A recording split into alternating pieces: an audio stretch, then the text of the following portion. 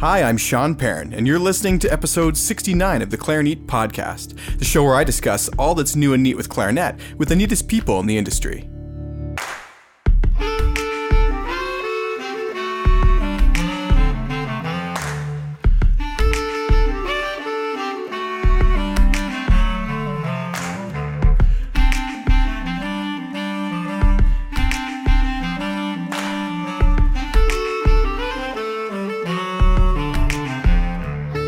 In today's episode of the podcast, I'm excited to be celebrating almost 100,000 downloads. This is truly incredible, and I really, before we get started, just want to apologize that this episode is late.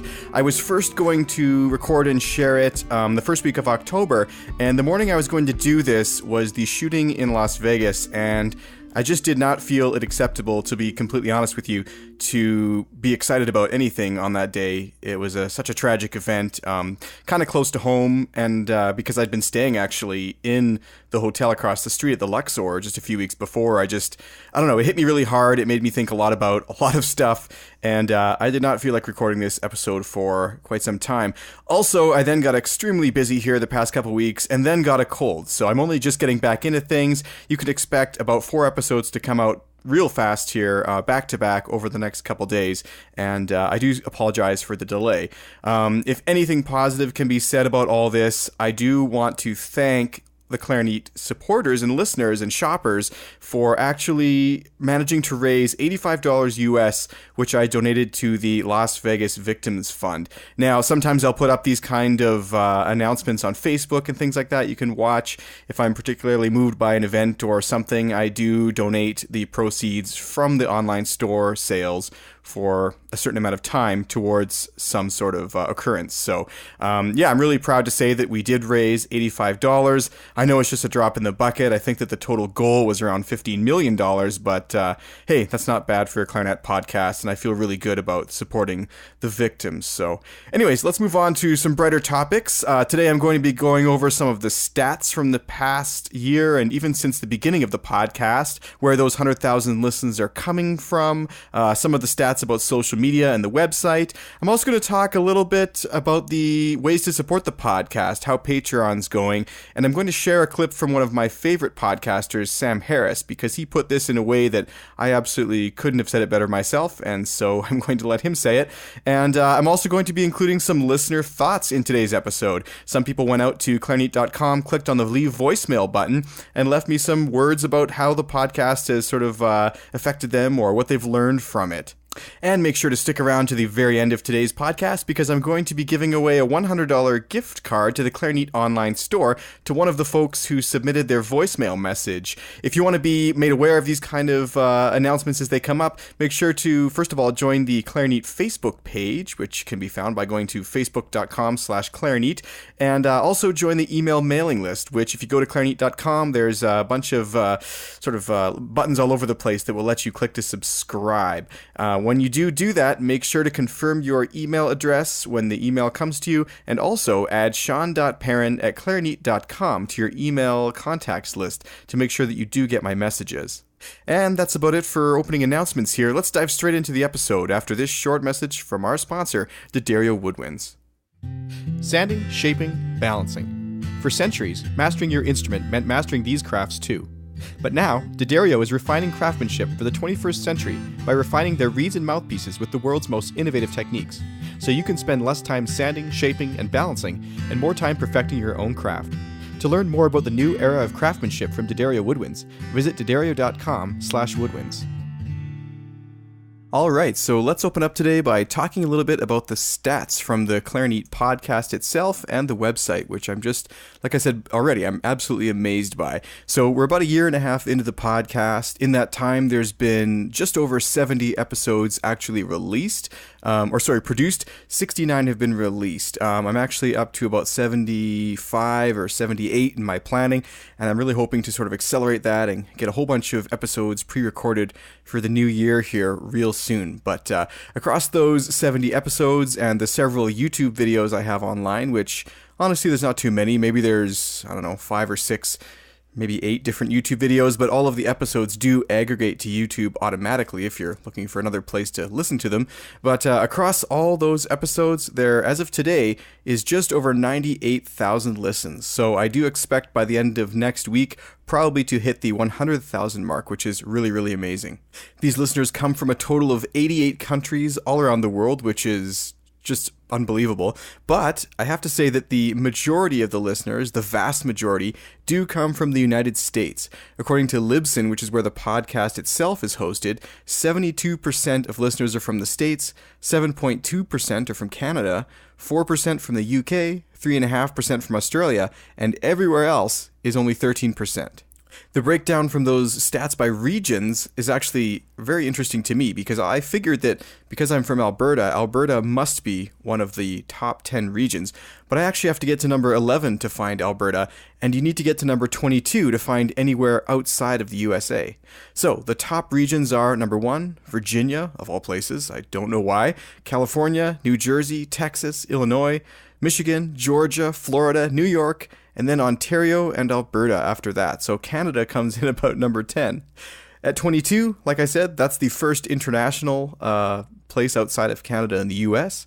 And Victoria in Australia is the number 22 spot. The next one outside of the US is Sao Paulo in Brazil. So a really, really diverse audience, much farther away than I would have expected. And this actually does remind me of a rather funny experience I had early on in the podcast, back in 2016, I remember when I went to Clarinet Fest in Kansas there, I was walking around trying to kind of spread the word about the show, and I sort of found that everyone who I talked to, or most of them anyways, seemed to already know about it, and I was getting kind of frustrated about passing out the various cards and things I was trying to do, sort of thinking, man, how am I supposed to spread the word if everyone knows? And then I realized how cool it was that people, halfway across the country from where I was living had already heard about what I was doing. So that was kind of a sort of, heartwarming moment of the podcast, I guess. And one lady actually that I walked up to and mentioned about, she was actually listening to it on her phone at the time, which I thought was also quite hilarious. So yeah, it's somehow getting all over the world, and people in many, many countries, 88 countries, are listening. YouTube has some slightly different demographics. I don't know why, but on YouTube, 35% of viewers are from the States. That's a much smaller number. It's still by far the biggest sort of section, but Canada, though, is about the same at 6.9%, Australia at 5%, the UK at 4.8%, and then Germany at 3.8%. So the social media stats are actually quite interesting as well. We now have over 7,000 followers of Clarinet across all forms of social media and the email list. Patreon is by far the smallest, with about 30 backers. I'd really love to double that, try and get it up to about 60, but as you'll see, I think that combined on all these lists, we have about 7,000 people, but really there's probably about 3,000 sort of true fans in there. Maybe they like it with several accounts or something like that.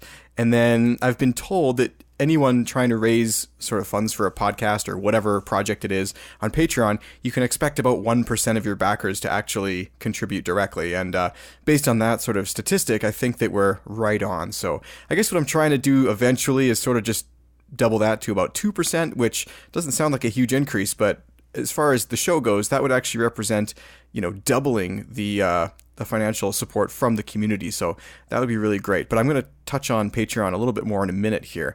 YouTube is the second smallest subscriber base, and I'm kind of surprised by this, but 500 people subscribe on YouTube. Twitter, 584. That does not surprise me at all, because Twitter seems like it's sort of failing, to be honest. I don't really know anyone who spends much time on there anymore. The Facebook community is just over 600. It's about 614 as of today's recording, I believe. The email list is at 1,187 people. And then Instagram, this one's been a surprise for me because I didn't really use Instagram before starting the podcast, and someone encouraged me to do it. I tried it, and it's actually become the second biggest platform. 1,632 people follow the show on Instagram, and Facebook is by far the biggest with over 2,500. And if you include the Facebook community in that, which is over 600, we're talking, 3,100 people just on Facebook alone. So that's pretty incredible. I don't know why Facebook is the most popular. It definitely is the platform that seems to get the least engagement. a photo posted on Instagram will get 100 or 200 likes, whereas one on Facebook with almost twice the audience gets like 4. So Facebook's a little discouraging. I think they want you to pay to advertise your posts to your own audience, which is kind of frustrating and obviously out of the question for what I'm doing here. And just honestly not worth it. I mean, it seems so strange that people choose to follow and then can't see your content. So if you do want to make sure you see the Facebook content, it's the one platform where you actually have to click follow after you like the page, and prioritize those posts. Otherwise, they will not really appear, which is sad, but the way things are going online. The website itself is actually in some ways more popular than the whole podcast. 47,000 sessions with 30,000 unique visitors for a total of 131,000 views since May 2016. Now, it's worth noting that I actually started the website far before that in about January. I just didn't actually activate analytics until this time. I don't really know why. But yeah, that's, we're approaching 200,000 will be kind of a milestone for page views on the website, which is just amazing. Again, there's no surprise here as far as the order of countries.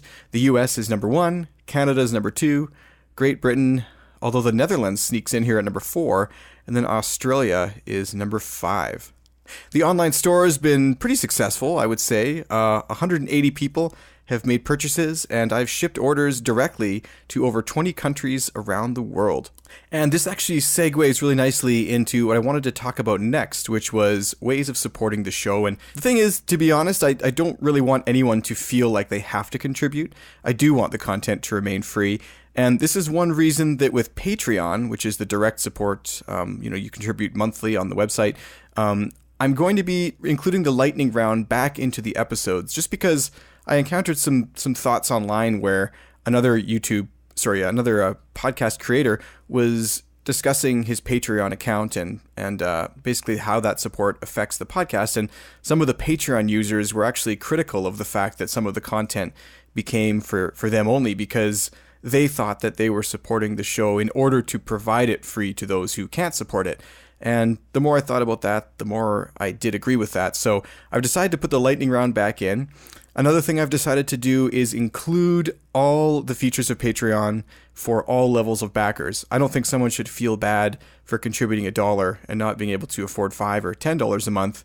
I think that if you're helping out the show, you deserve to have access to all the stuff that I'm putting up there.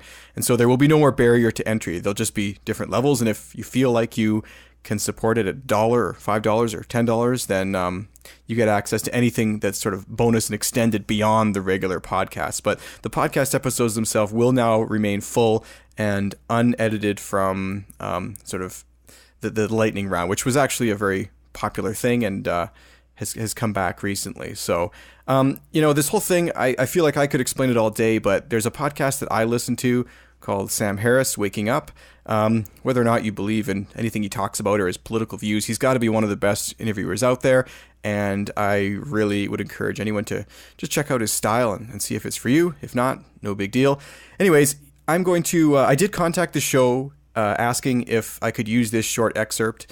The full episode is over 125 minutes long or something, and this was about 45 seconds or maybe a minute of content that I just wanted to include. I'm going to include it here under the assumption that this constitutes fair use. So this is Sam Harris talking about Patreon support for his podcast and why someone might want to do it and why someone definitely should not do it. And I just, like I said, think this applies not only for my audience, but for any audience online.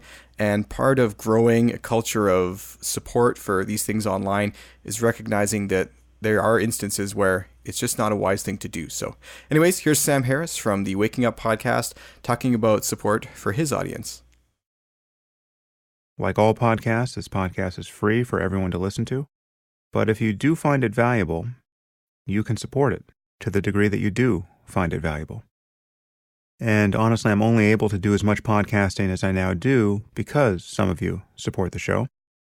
But I'd like you all to understand how I think about soliciting your support here.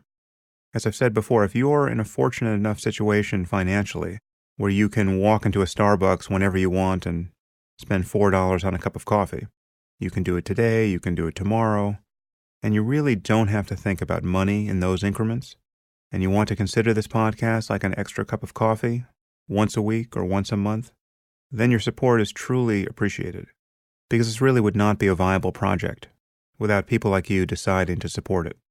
But, and this is important, if you're not in that situation, and instead you need to watch every dollar, and the choice to buy me a cup of coffee is a choice to not buy yourself one, or to not buy some other thing, or to have to think long and hard about it, well then please do not support the show. My appeals for support are not directed at you. I really do want and need to build a culture of sponsorship here, but it need not be a culture of sacrifice. So please only support my work if it's easy. And if it isn't, just enjoy the show. So thank you, Sam Harris, for those words. I think that they very, very intelligently and profoundly express my thoughts on this issue. One thing I also want to make clear very quickly here is anyone who does listen to Sam Harris's show will be saying to themselves right now, well, okay, that's all nice, but isn't it a little bit out of context? Because this little blurb did come after about 3 or 4 minutes of him sort of talking about all the negative qualities of advertising and how it's all that's wrong with the internet and all these various things. He becomes quite opinionated sometimes. I'm not sure, to be completely honest with you, that he's right about this. I think there are instances where advertising allows something to become possible which was not previously possible. And this has been echoed by the community. I recently did a survey on the Clarinet Facebook page about ways in which I can try to continue to support the podcast without eliciting direct listener support. And, I don't have it in front of me, but around 50 people responded. And the vast majority, and I'm talking like by about 2/3 or even 3/4, did say that their number one way of growing support for the show was more advertising. I think that with a Clarinet podcast as well, it's a little bit different than Sam Harris's subject matter. In his instance, I do think that he's correct. I mean, I'm not sure it's really okay to advertise anything along discussion about drone strikes or nuclear war or any number of extremely deep and intellectual conversations that he's having. But along clarinets, I think that as long as it maintains some relevancy, in some ways it actually is providing some sort of service to the listener. I mean, for example, the reeds I've been advertising with D'Addario, I honestly think they're great reeds. I use them. I've been working closely with D'Addario more recently on some various projects and stuff, and they're a great company. I'm completely proud to display their ads on this show. Some people were suggesting some other companies. I'm open to ideas. It is really important to me that I do not alienate the audience in any way. So I don't want to be selling lawnmowers on here, but if someone can think of another way to advertise product, this will be looked at by me. So, the community itself has started really, really kicking up the support on Patreon. As I already mentioned, there are 30 backers on there. That is fantastic. And the online store is working. There are various affiliate ways you can support the show now, sort of indirectly. Very strangely, you're not really supposed to talk about Amazon's affiliate program, but they display some ads on the website. And if you click on them, honestly, there is a commission that goes to the podcast. I don't know why that's so taboo. It seems to me incredibly obvious that if you see ads on a website, they some way support that website. So if someone's listening from Amazon, sorry, I know I'm not supposed to talk about it, but it's sort of obvious. It's right in everyone's face. So we'll just leave that there. There are other affiliate links, though, now. I've partnered with some other past podcast guests. For example, Wesley Ferreira. You can purchase his Air Revelation program. You can actually get a discount, and a rather large portion, goes towards supporting the show. Also, Michelle Anderson has some clarinet lessons online, some video series, which you can purchase, which go to support the show. And now, trying something new, there are some vendor products. So some products from Mo Bleichner, like the brand new Match Pitch Barrel, which I picked for this year's coolest invention at the Clarinet Fest 2017. You can purchase that and support the podcast. There's many things on there which I'm not actually directly carrying, but if you buy them, they're shipped directly from the vendor, and a proceed goes towards the production of the show. So this is a fantastic way. And again, I really don't want anyone to feel guilty into supporting the show. It's just that if you do find you get value from it, you want to see more of it, you want me to spend more time on it, just like Sam Harris said, treat it like an extra cup of coffee in a week, in a month, something like that. And it's really surprising what a large crowd of people can accomplish. And I feel so fortunate to have the level of support that I do have.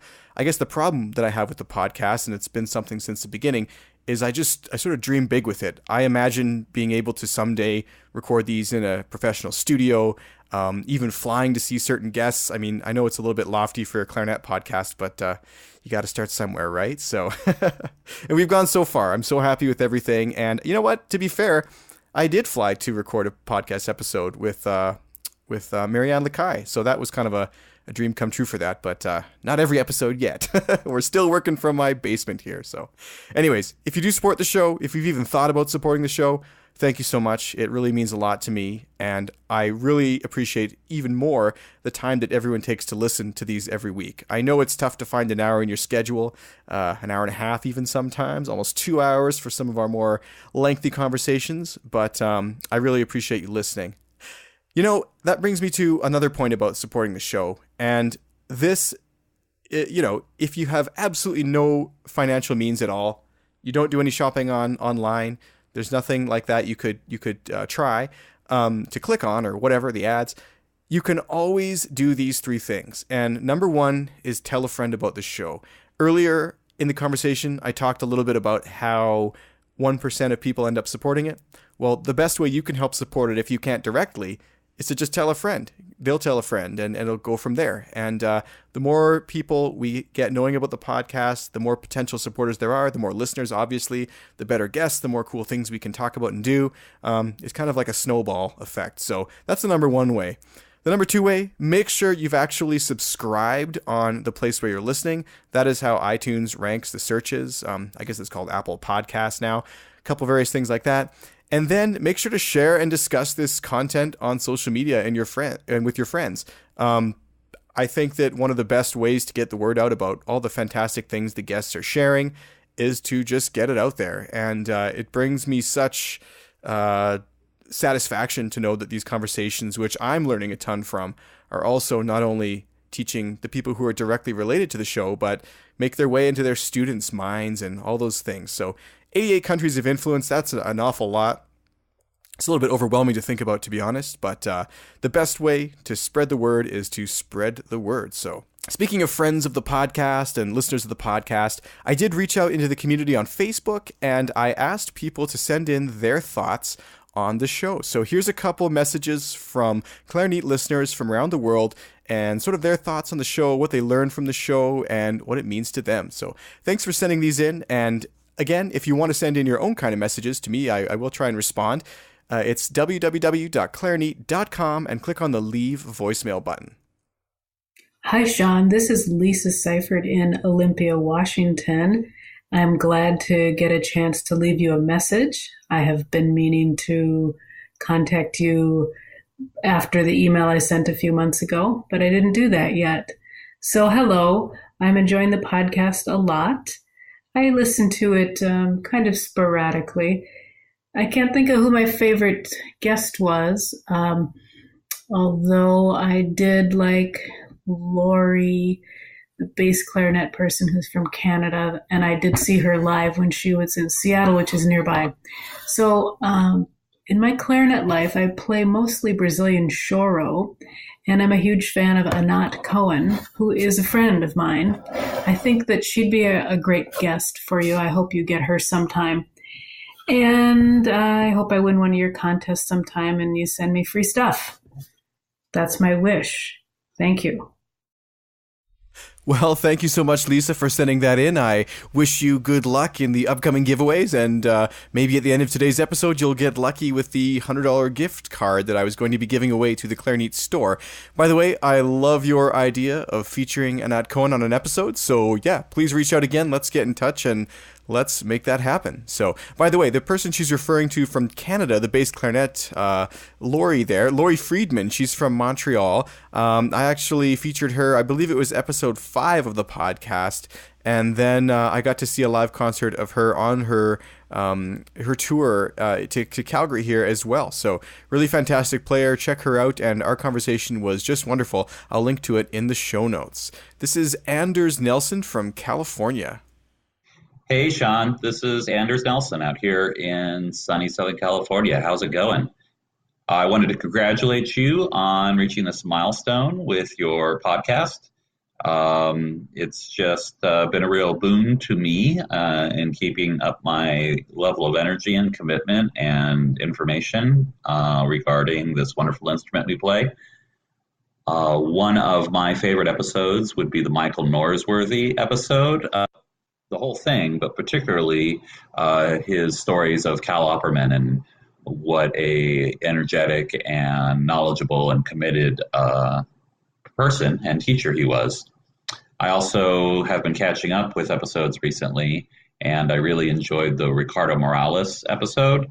And again, particularly something about Cal Opperman, a quote that Ricardo had, which was a quote from Cal, which was, "Always hope, but never hope more than you practice." And I think that's just such a great way to approach being a musician. Anyway, thanks again, Sean. I'm getting ready here to go see Interpol, play your favorite album by them. So I hope you're not too jealous, and I hope you're having a great weekend doing whatever you're doing. Thanks.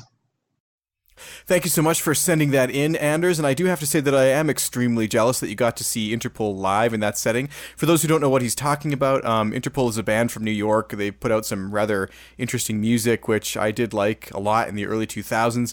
Their one album called Turn on the Bright Lights remains one of my favorites, and they were playing that one in its entirety to celebrate its an anniversary of its release. So, yeah, pretty jealous, and I can't apologize for that. I'm very jealous that you got to see that concert. So, this is one of the interesting ways the podcast has affected me, and that is that I've managed to make friends with interesting people that I don't think I would have encountered otherwise. So Anders and I have connected online over our various interests of music, and we both are huge fans of Radiohead and saw them on the last tour. I have a feeling that I influenced him to go see them in California there, and he definitely influenced me to go see a couple bands here locally, like Yes, which was absolutely a life-changing concert. What an amazing band. And it's rather funny, the story of how we got in touch, because he was one of the first people, actually, to get into the podcast, I think, and he was also, I think, the first person to send me any feedback, and it was something rather funny. He mentioned that, oh, I'm really enjoying the show, thank you so much for making it, but I really wish you'd stop saying "without further ado." And at first I was a little bit like, I don't know, almost kind of sad, like, oh, I feel a little bit offended or something ridiculous like that. But a moment later, I realized, my God, I hate when people say that. So why am I saying it? He's totally right. And the other funny thing was, I kind of took it as a compliment, because this was about 10 or 12 episodes in, and I realized that he had taken the time to listen to each one if he had noticed this, because even I hadn't really noticed it. I didn't really listen to them in succession like that. So yeah, I just took it as a compliment that someone would listen to it, and I acted on it right away because it started to drive me nuts. And one other funny word that I tend to edit out a lot is and you might even hear it sometimes, but not nearly as much as it actually happens. My personal word that I can't get over is the word absolutely. I'm always saying absolutely after someone talks, and I'm working to break it, but I don't encounter it until I start editing, and then I'm just like, this is terrible. So anyways, absolutely, let's move on. And this is Cameron Harper. Hi, my name is Cameron Harper, and I'm a clarinet performance major at Temple University. My favorite part about the podcast is just listening to all the new cool products, because it's always been something that's interested me, and now I have an easy way to do it. Thank you. Thank you so much, Cameron, for sending that in. And I have to say that I actually also encounter a lot of products I don't think I otherwise would have encountered through this work that I'm doing. So it's been a really interesting ride, and I've enjoyed doing it a lot. And I'm glad that other people are feeling the same way about it. The next guest here to provide some thoughts was Andrew Zhang. He didn't leave an introduction, so I'll just have to leave it without. If you do send me a message, do make sure to try and just say, what your name is, and so I can include it on here, although it's not really that big of a deal. So here's Andrew Zhang on his favorite podcast episode. I think my favorite part on the Clarinet podcast would likely be when Stanley Drucker started talking about his wife and how she was as a clarinet player. Honestly, I think it's just the fact that I didn't know that Stanley Drucker's wife was also a clarinet player, and knowing that she also had a fairly successful career in clarinet was it was very surprising to me. At the same time, I found it very interesting. Yeah, it's just, yeah, I guess that's what I felt. Thank you so much, Andrew, for sending that in. I really am happy that you took such value from the podcast and learned something new, and I really encourage you to check out the CD collection that Naomi and Stanley released a little while back called the Heritage Collection. And of course, as you already know, but for anyone who missed it, that was featured on a past episode of the podcast, which I will link to in the show notes. So thank you everyone again so much for listening. This basically concludes today's episode. I'm going to do a quick draw from the people who did submit the voicemails for a $100 Clarinet online store gift card that must be spent on in-stock items. That means something that I actually have in stock, not a vendor purchase. I'll contact you with the full details if you're the winner. I was hoping for much more involvement, to be honest. So next time I put out a call like this on Facebook for some sort of voicemail and you want a chance to win something extra outside of the normal giveaways that I'm doing here, get involved. Leave me a message. I hope next time to have 20 or 30 messages to pick through instead of just 4. But anyways, so I'm going to ask my phone here to pick a random number between 1 and 4 in just a second, and then I will go check to see which order those came in. So what I'm going to do is we're going to number the people who sent in messages, number 1 for the first message and then number 4 for the last message, and go that way. So, hey Siri. Hey Siri. Pick a random number between 1 and 4. Random number between 1 and 4 is 4. Okay, so let's go dig out who number 4 was on the list of messages sent in, and while I do that, please listen to this. Sanding, shaping, balancing. For centuries, mastering your instrument meant mastering these crafts too. But now, D'Addario is refining craftsmanship for the 21st century by refining their reeds and mouthpieces with the world's most innovative techniques, so you can spend less time sanding, shaping, and balancing, and more time perfecting your own craft. To learn more about the new era of craftsmanship from D'Addario Woodwinds, visit D'Addario.com/woodwinds. Well, I can't believe it, but the 4th person was actually Lisa, who a minute ago just was joking about this. So that's really funny. But congratulations, Lisa. If you are hearing this before I get the chance to email you, just fire me a message at feedback@clarinet.com, and I will get back to you as soon as possible. But yeah, $100 gift card to the Clarinet store, and you can spend that however you like on any in-stock items. So congratulations, and thank you for joining me today for this special celebration of 100,000 downloads, and I look forward to sharing the next 100,000 downloads with you as well. Be sure to tune in next time on the podcast for a conversation with Jenny McClay about her website, JennyClarinet.com, and also her Behrman Bootcamp, which she's been running throughout October. It's just about wrapped up now, but as she mentions, you can actually start it any month that you like and run it at any pace that you like, and I think it's a really creative way to get engaged and learn your scales. So thank you so much. Happy Halloween. It's tomorrow, and I look forward to seeing you next time on the podcast.